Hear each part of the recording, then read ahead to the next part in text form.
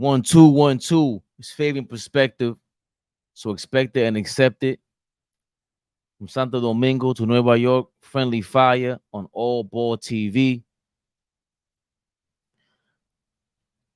I've been wanting to do this for a while, and especially it's the 50th anniversary of what is considered the birthday of hip hop, because Kool DJ Herc or Kool Herc, DJ Kool Herc, threw a party for his little sister in Soundview on August 11th, 50 years ago, in 1973. But I'm from New York City. I'm from Queens, but I've lived in the Bronx. I've heard different stories. Like, you hear myths growing up about anything. Like, you hear one story in the newspaper or in passing, and then you get to know the people that were closer to the event about anything. And in this particular case in hip hop, just knowing people from the Bronx, they've been talking about the origin of this genre of music, of this culture, for quite a long time. And they've been silenced. And I want to talk about how they make these mistakes. And I want to shout out this channel called The Culture since 71. And there's a lot that I'm a person that I'm not, you're going to be able to tell, I'm not really terrified to broach any subject or most subjects.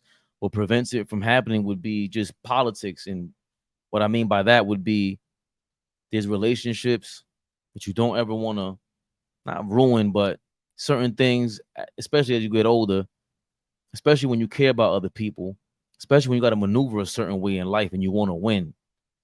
There's definitely a way to approach anything in life. And with this subject, there's racial tension with hip hop and Latinos involved, or Latino. But I want to start with I want to start with DJ Disco King Mario. He's never talked about as a founding father for the pioneer or a pioneer in hip hop. He's the guy who influenced or helped influence hip hop in general. He's from Bronxdale. He threw parties in Rosedale Park over there by Bronxdale houses, the projects up there in the Bronx. Kool Herc actually copied this style of DJing, and then eventually threw the birthday party for his sister. But DJ Disco King Mario was legendary. He was backed by the Black Spades, or they helped him, or he was a part of them. You have so many people who vouch for this. They're online now. I just love the fact that it's documented now. And they basically started with the Black Spades is like considered a gang, but it was really also should be considered the initial, the start of it was a group of the enforcers, the people who would police their neighborhood, because there was, again, racial tension. There were Italians in the Bronx, and a certain their boulevard, from a boulevard around their way, where they would just get, black people from the Bronx would get beat up. So they formed the Black Spades and they would fight back. And through this, just like every other group, it turned into something else. And here we are. You don't hear about the Black Spades anymore. But they're a major cog, a major pillar in hip hop history and what it is now. The dancing, the battling, even just being able to stand up and express that rebellion, express fighting over your block, which you have nothing to fight over but your life and your values. With hip hop, within hip hop, you might get that where people come from nothing and they still fight. The Black Spades are the start of that. So when they say like the gang thing started with the Bloods and the Crips from LA, and we keep telling everyone there have been gangs in New York, right? Jelly Stompers in Brooklyn, Decepticons, like there's a bunch of that. Hearing about it growing up, because by the time I became a kid, they were kind of all gone. So Disco King Mario was either a part of them or helped by them. And I just wanted to get to certain footage about on this channel where they talk about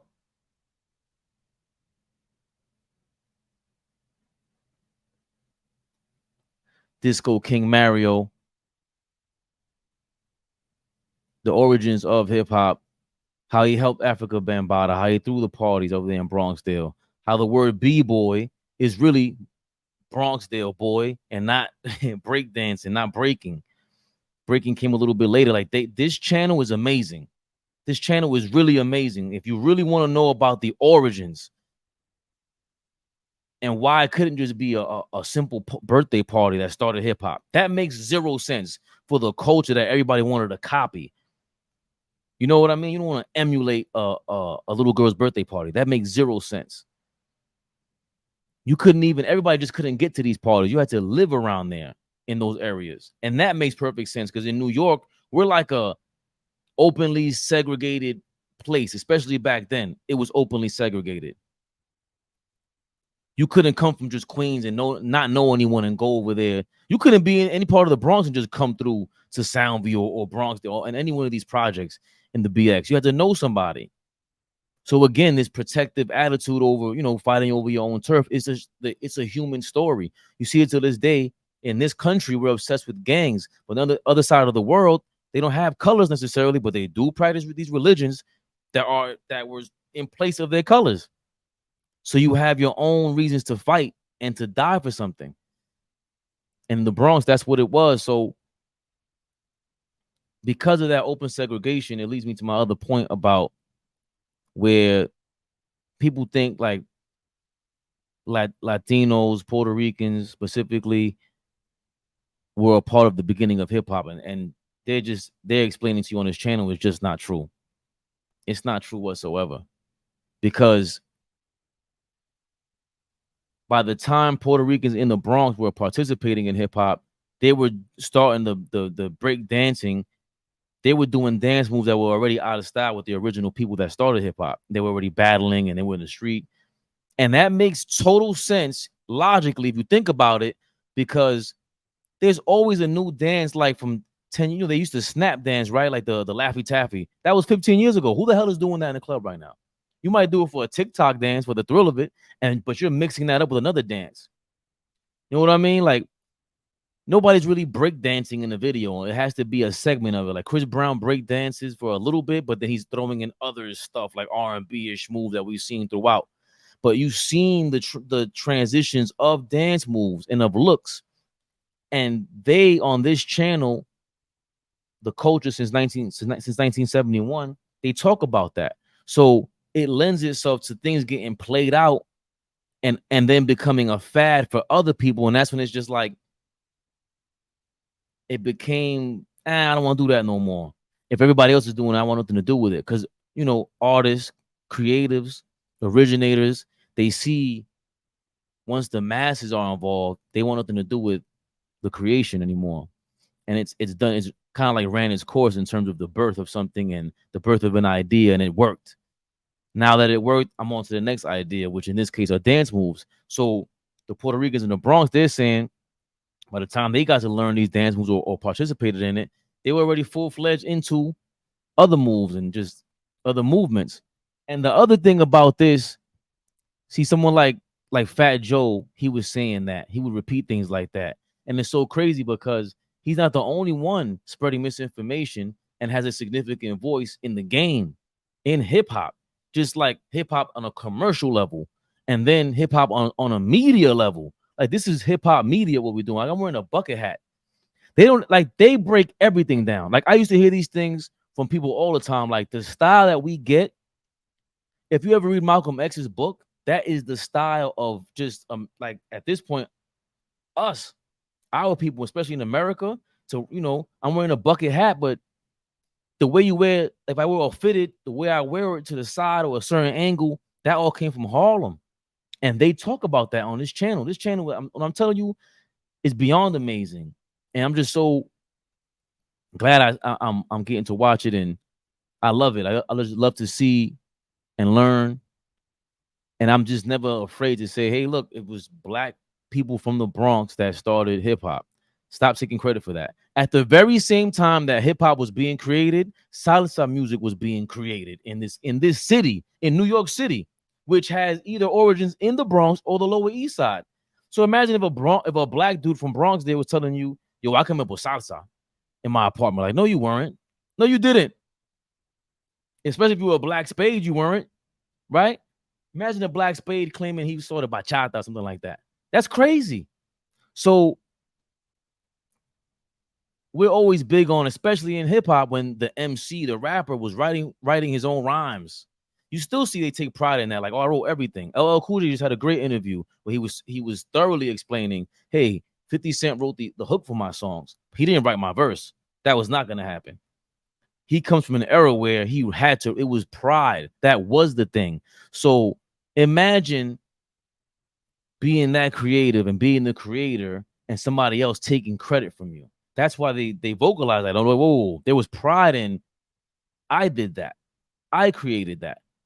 So for anybody who's, I'm Latino, stop saying shit like that, man. Stop saying shit like that, man. Ain't nobody taking credit for salsa like that, man. Like, just don't do that. Let it be. This is there's no money involved in that. As a matter of fact, you're taking away, possibly taking away credit from people that could get money from it. And I'm so happy to see that DJ Disco Mario got Rosedale Avenue named after him. God bless the dead. Like, that's so amazing. Because for so long he's not mentioned, and Kool Herc gets all those props, which maybe he should, but he may have been the biggest domino to cause the eruption for the masses, for everybody else. But in that area, you can see it. Anybody that talks about it, these guys do not sound like liars. So again, I want you guys to all to tap into the culture since 1971. I found a good video to watch. They're explaining to you how DJ Kool Herc, the first party ever thrown, they found his magical flyer. And they don't sound like they're lying. He wasn't at the first party. No. But he's on the flyer.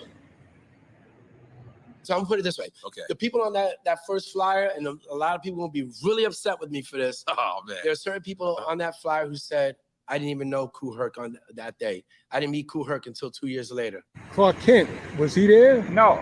He wasn't there neither. No. They wasn't at the very first party. They came later on down the line. This is what I said again. And that flyer only showed up 10 years ago. And what flyer is this? So The famous flyer that's posted. It's supposed to be the first jam. Years ago, I said, this flyer is fake. I think we was talking off camera about it. This guy right here, I gotta get his name, man. I love this guy. This guy right here, I love this dude. He's very real. He's very, he's the guy who explains that Puerto Ricans, they started late and breakdancing and everything in the Bronx. And with how the spades started a bunch of stuff, but he's very knowledgeable. He was there. If he's lying, this guy is wasting his talent of lying. He should run for president. That's how dope this dude is, in my opinion. And he's just to be full of that much information. I would love to get in contact with him and speak to him on Friendly Fire, man, because people like this just deserve their shine. It's the same thing with ALLBALL TV, how we have all these street ballers and they deserve their shine because they're the ones who kept basketball alive and kept the spirit of basketball, how we know it to this day, alive. Right? Off camera. It wasn't on camera. You didn't say it on camera. I know me and you had a lot of conversations off camera. And you might have said things off camera. Right. And so, like I said before, that was a way to put the pink people into the genre. This is a way to get the pink people to basically have control. Okay, and so that's what they do right now. This whole 50th anniversary is controlled by pink people, not us. Right, yo, FaZe, listen. 50th. So what do we do about it? Listen. Okay, so his name is FaZe. I'm glad I know it now. She's an amazing dude. I mean, obviously, as you know, people won't want to hear this. It's controversial, but it's the truth. I don't want to get too deep into this, but it is what it is.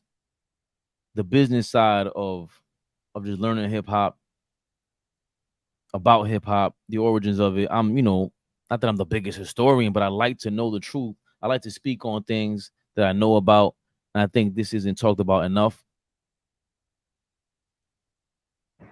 It's controlled by the pink people, not you and me. So how about we listen, how about, I mean, I don't know if you know Damon Dash. From my understanding, he got his own movie production equipment. So when I make a movie like Losada's, I don't have to ask. Movie production equipment. Damon Dash or even Tariq Nasheed. I know Dame. We make some underground, we make some real grassroots or movie or whatever about hip hop. Shout out, salute Damon Dash, man. You know what I'm saying? Dash, Let's do a movie about hip hop starting. Okay. And I think a good opening scene would be at the tunnel that's written in that book. Can't Stop, Won't Stop got a part about the tunnel nightclub where the Black Spades was at, Kool Herc was at, and Kool Herc saw the Black Spades shouting out soul power, spade, rushing the floor. That'll be a good opening act, an opening scene for a movie. Soul power, spade power, soul power, spade power, soul power, spade power, spade power, spade power. That'll be a good opening act, an opening scene for a movie. Right. The inspiration that Kool Herc got to do what he did, to do the merry-go-round. What did he see that inspired him? Us doing our shit. Right. Okay, so now I'm not being pessimistic about it. What happens with stuff like that is, yes, it's rooted in us. Yes, but in order to get it to the public, it has to go through them. Well, Damon Dash made a movie. What the fuck you think I'm doing down here, nigga? What's up? What we selling? What they like? In order for it to reach the public, Right. Spike Lee, Yeah, Tyler but Perry, yeah. everything has to be bought by them. As long as it's under our control, so what? It's not Let's under our keep it, control. but let's make it under our control. Just that simple. You're only the boss if you put up your own money. If we meet up with Damon Dash and we put our mind 50-50 partners, we built something. Coming to you. Right. We're giving you the opportunity to do this. Okay. Just like the Black Spades movie now. You know, they would never put that to the public. You know, I know Dawood has expectations of it doing it, you know, but why would they? It has to be done independently. Why would they? Right. Why would they? And that's what it's done. Independently. Dawood put this money together and he did it. And it was a beautiful, you know, documentary. Right. But, you know. But I'm talking about a movie. That means we would have to recreate Bronxdale to look like the 50s and the 60s. Right. Recreate Bronxdale, right. It takes money though. Right. It takes money. Right. Then we can make, you know, we could duplicate. I'm gonna look for the other video. Oh yeah, this is it right here. My mother, babies, yo. It's the real one, it's baby. Yeah. So these are baby spades. Look, Bronxdale houses Soundview Area, the originators of the culture called hip hop, first division of Young Spades. That's FaZe again right there. We're gonna find out this young man's name.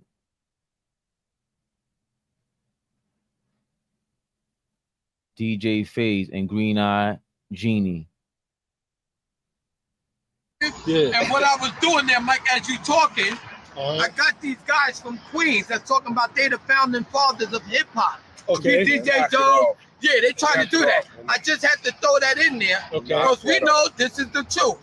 Bronxdale was the Roman Empire. Right. And what I keep saying, it's just like scripture. The Roman Empire dominated all areas. Right. See, so when we was bringing out the music, it wasn't known like that. Okay. Kool Herc, 1520 was just his building there because it wasn't nothing in that area. We already did that. Right. Nothing over here to have nothing. Nothing over there. How can you say hip hop culture started here? There's nothing over here. Like, there's no space for nothing. Nothing over there. That was just nothing but dirt. River Park Towers wasn't built yet. No. And that's my point from before. Why would anybody want to emulate that? You understand? Like, just logically speaking, a part of the reason why I do this is like picking up on things like this, information like this, because it inspires me just being by the truth, and is a way you have to deliver it to the public too. DJ Faze is also speaking to having to work with higher ups because they want to make money on it. At the end of the day, there's a broker and a banker everywhere. So that's the tough, they mentioned Dame Dash. It's a tough position to be in. So hopefully with ALLBALL TV, Friendly Fire, not hopefully, but we're getting up there. We're going to help out with the Black Spades movement, the movie, to make all this happen. And, we bring our style can inspire you. Like, if you like the way I deliver information, you like the way I just carry myself, a lot of times what happens is you emulate. You take the information, you repeat it, and the best way to repeat something is to mimic it. If you hear a lot of rappers when they first start, they sound like somebody else initially, right? Like, think about Nas. Nas sounded like Kool G Rap when he came out, right? Like identical damn near. So much so that Russell Simmons didn't want to sign him because he didn't think Kool G Rap sold. He didn't sell like the other artists. So why should I sign him if he's just a clone? And then, if he's cloning him, he might clone his album sales and his record sales. So therefore, I don't want to sign him. Right? It's a Def Jam. Eventually, Nas finds his own niche. He finds his own voice. So emulating, copying is a part of just human nature when there's a trend that's birthed, because that's just what we do. Everybody's not an originator. So when you hear the 80-20 rules, the 5%ers, these are the things that taught me growing up. The 80-20 rule has always been around, but the 5%ers are the ones who taught me that rule, right? So when they taught me these things, I looked throughout history for many other examples, and you see that it's true. The followers, we just move that way until you figure out how to be an original, or someone who can really stomp the grounds and make an impact to influence other people. If you like how I talk right now, you might buy the same hat that I have. You might buy the same microphone that I have. You might try to emulate the way, they edit things on this channel, because you want to repeat success. You want to repeat the feeling of inspiration that you received when you initially were a part of the party, right? These are endorphins. This is a chemical explosion that's taking place. So you always want to repeat that sort of thing. Nope. It was mountains of dirt. Okay. Yeah, it was like a sanitation job. I lived 176th Street, Davidson.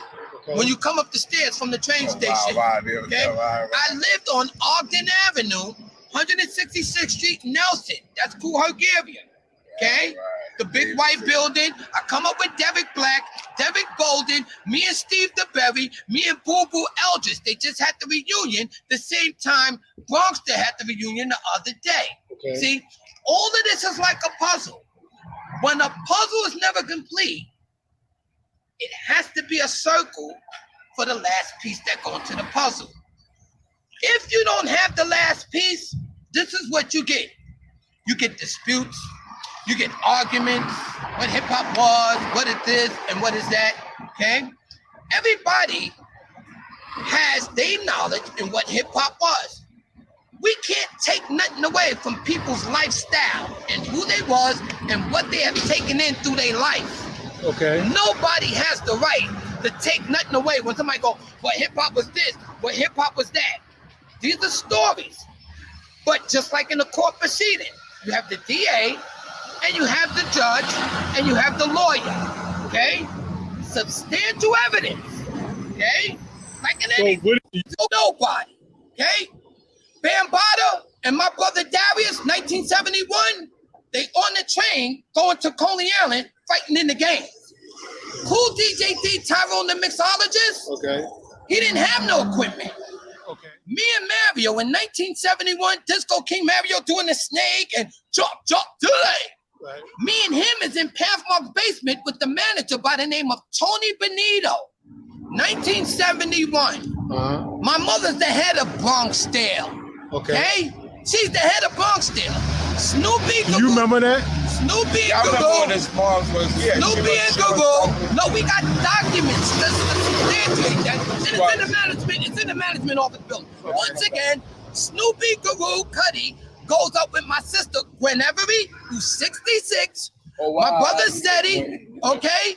Sedgwick, okay? That grew up with Ajax, the Nelson family. Ajax is the oldest brother, one of the oldest in the Nelson family. Okay. Him and my brother Sedgwick, before Fat Mike and all of them, my brother and them used to sing under St. Lawrence train station. My brother Darius and Bambaata was friends with Lucius and when Starsky was running around in Bronx River, okay? Me and Mario didn't have no equipment at this time. He was walking around with the green pimp shoes that was high and the hat with the feather in Bronxdale like this. Like a pimp, and nobody's seen that before. Oh, yeah? Okay? In Bronxdale. Green pimp He had the shoes. white patent leather shoes. And the white Yeah. leather shoes. Next to you know, the following year, he's walking around Bronxdale with a black karate gi with the like new chucks. I remember that. And everybody, everybody looking at him like this. What are you over there doing it? So I'm in Pathmark packing bags. And he goes like this. Come on, Stan, let me teach you karate down in the basement. Okay. As he's teaching me karate, Slater is the security guard and Snoopy is the security guard. They black belts. And Slater. I got to interrupt for a little bit. Okay. What about Papa Edwards? Right, and Cowboy. See? Yo, these are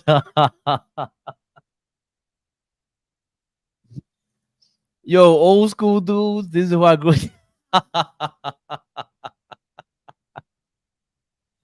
They're just reminiscing and happy to be alive, man. That's so crazy.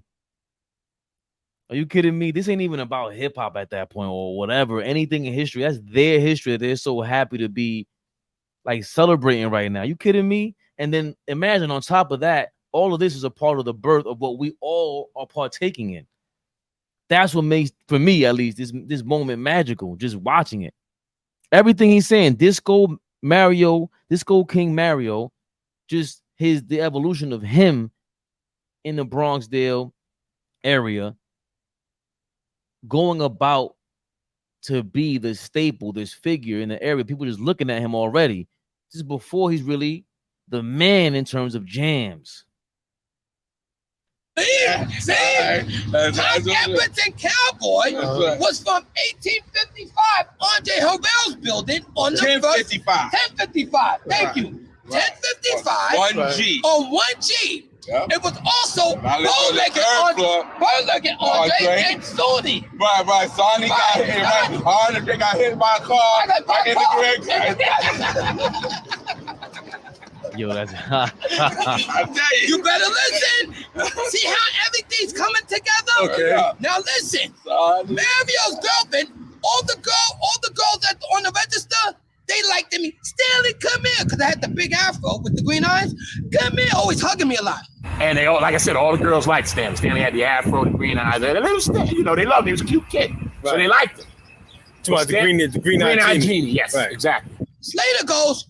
That guy right there, Charlie Rock. I just saw some of the description. They were saying that they were disputing what he was saying. Charlie Rock. That guy right there, this guy right here, is like he is talking about hip hop pioneer, and then he breaks down everything. That guy right here, everything.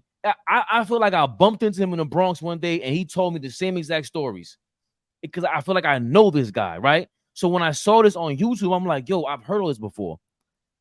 I used to smoke weed back in the day, so I forgot a lot. But you don't forget a feeling. I can't wait till we get to his videos because Jesus Christ. Like Stanley had the afro, the green eye. This is before all of that. Okay. Now, I'm with Slater, and Mario got mad at me because I wasn't with him with the karate because Mario took care of me.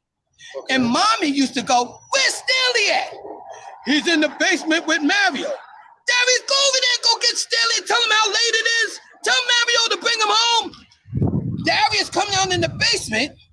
Stan, Mommy said it's time to go home. Mario goes, I'm gonna bring him home, Darius.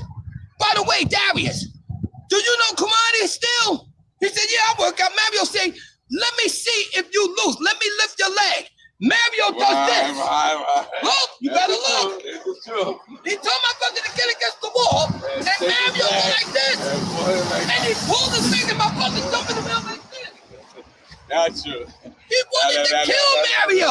Okay. You pull my leg. My brother was messed up for 7 months. Yeah. My brother Darius. Okay. That's when we learned how to do the on the knuckles, do the push-ups on and the on knuckles. the knuckles, on the two knuckles. The two knuckles. See? Now, why do you understand this? Okay. He's telling the truth. Okay. Now listen. Okay. A guy by the name of Lovebug Starsky, he won a battle with this guy by the name of Grandmaster Flash, Kid Creole Cowboy. But that was later. That was later. That was later. No, that was many. Yeah, that's many years later. Right. This You see how all the stories get mixed up, and they like this is why it's tough because it's not documented, but they're all documents in this thing. Look, his hip hop from 1971 through 1975, and you know, because once he said Starsky, and he threw Grandmaster Flash, I'm like, all right, he's kind of going fast, and then he stops him and he lets him know like you did go too far. So this is 77. We talking. Right. 77. At that time. In my school. Back to 71. Right. Exactly.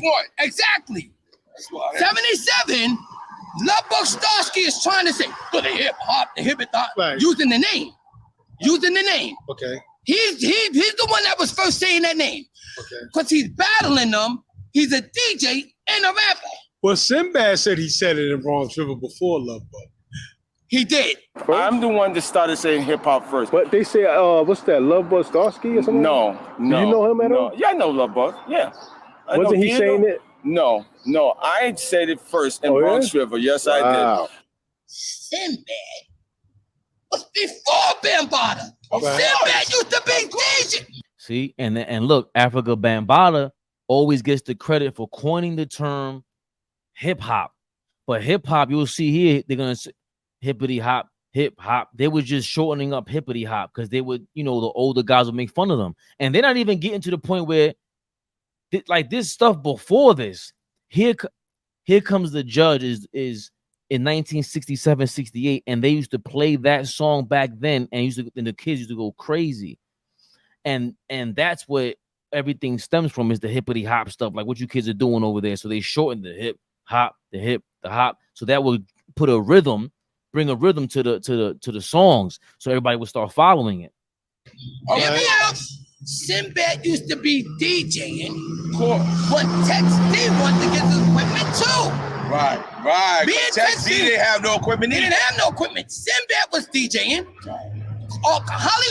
Tex D got his equipment because me and Tex D and Ronnie was in public school together. I was in the second, they was in the 6th grade with my brother and sisters. Now, Sinbad was DJing.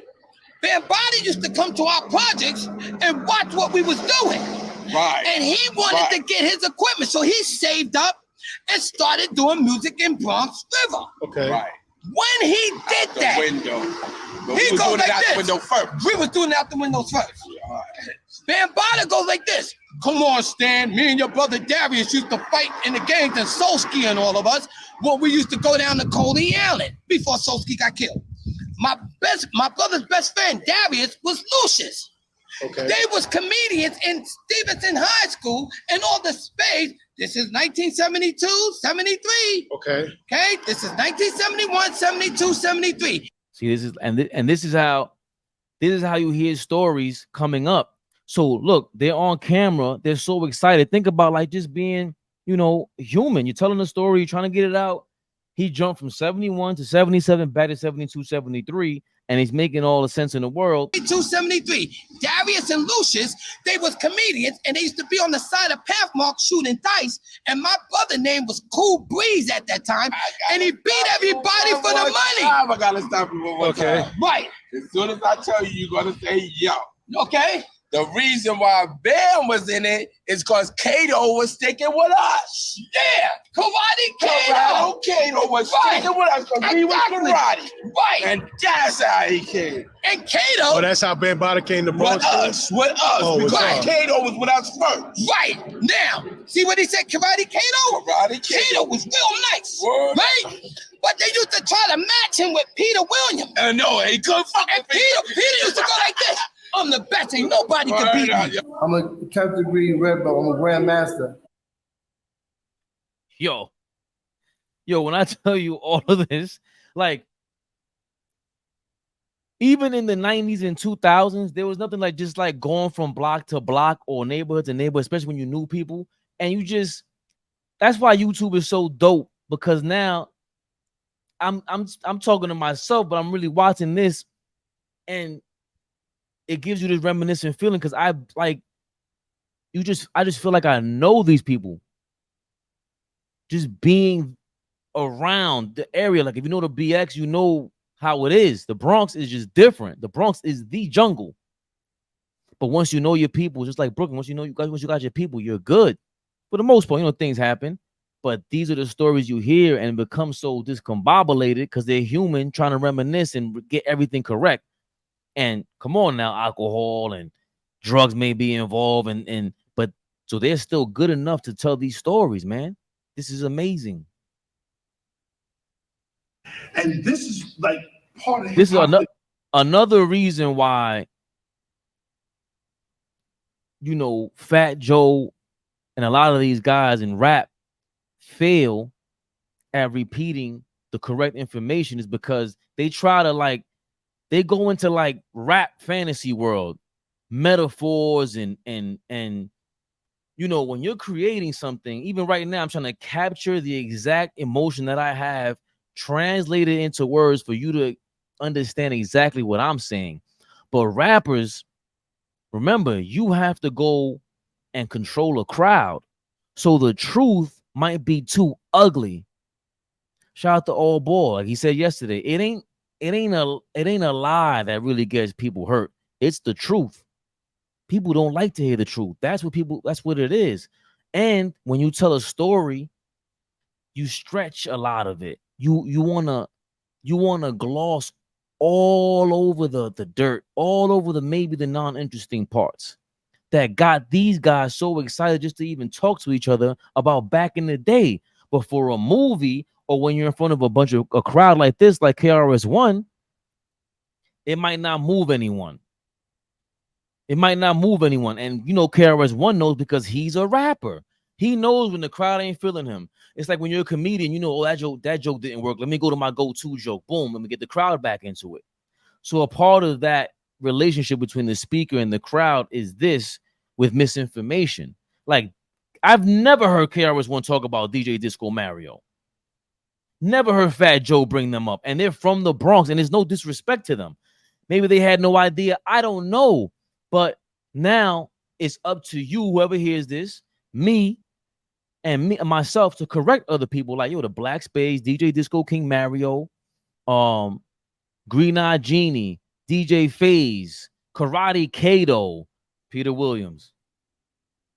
Right? Like, this is the same thing that happens in every neighborhood, every block, everywhere around the world. It just so happens that it worked because they thought of hip hop as like disco. Right? They thought it was going to phase out. They just thought it was something new that was a phase when it hit. Because remember, this is the early 70s, nobody knew about this outside the Bronx like that. They would hear about the jams, and that's where mixtapes really started. We'll get into that later. People will record them and pass out the tapes, right? So this takes place everywhere around the world. It just so happens to be called hip-hop, and it was ill, and it caught on, and it caught fire. Like, come on now, this is insane. And this is like part of hip hop that people don't remember. Wu-Tang Clan keeps this tradition alive today. Why are they so into Shaolin? Why are they so in? Because this was the first thing we were in hip hop. This was the beginning. I need to say that for you to understand the cultural significance of how our culture came to be. Bruce Lee and his attitude, his character, is what hip hop was trying to mimic. Peter used to go like this. I'm the best, ain't nobody can beat me. Yo, why he come up beat him, yo? Listen to me. Word up. 1975. Me and Peter Williams, we in a karate tournament on 3rd Avenue in Morris Senior Project in the center is when Peter had to fight Kato. And that's when Peter beat him like this. Peter was the #1 out of the whole tournament. Peter got the trophy in his house today. And Peter Williams. And Ron Van Cleef came over there. And Ron Van Cleef. And he taught us on the practice. Right. And karate. And Peter, Overson, the Black Dragon, Ron Van Cleef. Yo, we all took the art. The Black Dragon, what's that? Yeah, Black Dragon, Ron Van Cleef. Hi, I'm Ron Van Cleef, the Black Dragon. That's right. See, I was a student. I was the one through the split. I was real loose. Right. Now, here we go now. That's true. That's true. I'm in Bambaata's house. It's just so crazy because they used to show a bunch of kung fu flicks on 42nd Street, which I never really went to in the 80s. I was too young. My mother would have never taken me there. But we used to watch this stuff on Channel 5, if I'm mistaken. It was popular to us. Like Bruce Lee was the man to us. And he crossed cultures, you know, just being, I guess, like the badass. And it's just, I guess KRS-One right there would say something very accurate. So that's where, you know, again, I don't fault him because for getting things wrong and repeating the, you know, the misinformation, because there are times where KRS-One apologized, but you see here Green Eye Genie and DJ Phase just reminiscing and confirming how much karate had to do with DJ Disco Mario, the guy who's really started hip hop. They brought in Africa Bambaata. They brought him in. So they connected what connected Disco King Mario and Africa Bambaata is martial arts and Bruce Lee in Pathmark in the Bronx. Crazy. I'm in Bambaata's house. You remember that? Yeah, I remember that. You remember he was doing that? Yeah. We was all doing. We was together. You over here telling me somebody coming? I don't know who you talking about. Who's that there? We come up as kids. Right. See, do you see how everything's evolving? Right. Because so many years has evolved. We don't know each other just by name, but as soon as we see each other, we Right. go up as kids. Right. Me, him, the Nelson family, Yup. Dave Hughes, Many Blessed, Blackjack, Freight Train, Google, Right. Tex brother, older brother, Google. Right. Tex brother Googie, he was a black belt also. What's his name? Googie was. Me, him, and Peter, Snoopy, Garou, we was doing karate. Fuck with us. No project. Nobody can fuck Anywhere. with us. And I told you that. Do you understand that? I told you. So when you hear me It's say, not lying. when you hear me go like this, Straight I up go truth. before everybody. I go, it's not a bad thing. What I'm saying is I'm from Bronxdale Projects, the Roman Empire. Right. And nothing goes before that. Right. That's So when I right. say that, that's what I mean. I go before everybody. Okay. It's not a bad thing. Okay. I'm not taking nothing away from Cass, the Cold Crush, Curtis. We before y'all. Okay. We from the essence of the music. That's right. Okay? That's right. Bongo rock. That's right. And since you said that, now I'm gonna show and tell you on camera. I had Apache first because I'm a drummer. Okay. They used to play, Incredible Bongo Band used to play on the benches in the second section and used to hear this all the time. Boom, boom, boom, doo doo, ba, doo doo, doo doo doo, ba, doo doo. Now that was that. Nobody can tell me nothing about that. They call me the little drummer boy. I was the only one in the projects playing the drums, and that's when with the bongo band shit. They can't tell you hear that.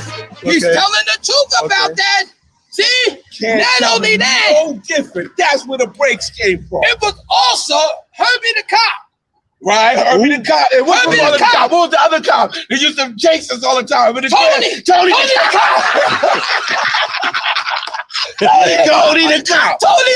What's Tony the cop? What's Tony the cop? That's who used to be fucking with us the Tony whole the cop time. ran He the knew project. He knew everybody. He was a used to cop? come tell He my was a father. police He officer? used to come tell my Yeah, father, you better leave my mother alone, because my father used to be the boss of the manager of Cozy Corner Bar. Okay. And he come home and drink. And Tony the cop come home like this. Mr. Harris, you're gonna have to leave out. Mrs. Harris said, get out of here, because my mother's the head of the project. Your father was the head. Your father was what? My father was the manager of Cozy Corner Bar. Oh, yeah? His name is Chili Mo. He wears a lot of suits, and he's always fly. That was your father, yeah? Chili Mo. Wow. But when my father drink, he come home, where's the food? Mommy didn't cook. So he start bugging. Mommy called Tony the cop. I'm a little boy. Tony the cop come in the hallway. Mr. Harris, you better leave out the thing. I'm a little boy like this, looking like this. And my father go like this. What, you gonna shoot me? What, you gonna shoot me? Yeah, pull out the gun, shoot me. Because he's all lethal from the Johnny Walker. They used to drink Johnny Walker in the 60s. he's not lying, See? And he used to give me a little drink. And my mother goes, don't you give him none of that Johnny Walker. I'm a little boy. Yeah, and I'm not gonna tell you who he stuck with, but there's a very known person that lived in Bronxdale, and his father, we used to have to help him upstairs every day. You know what I'm talking about.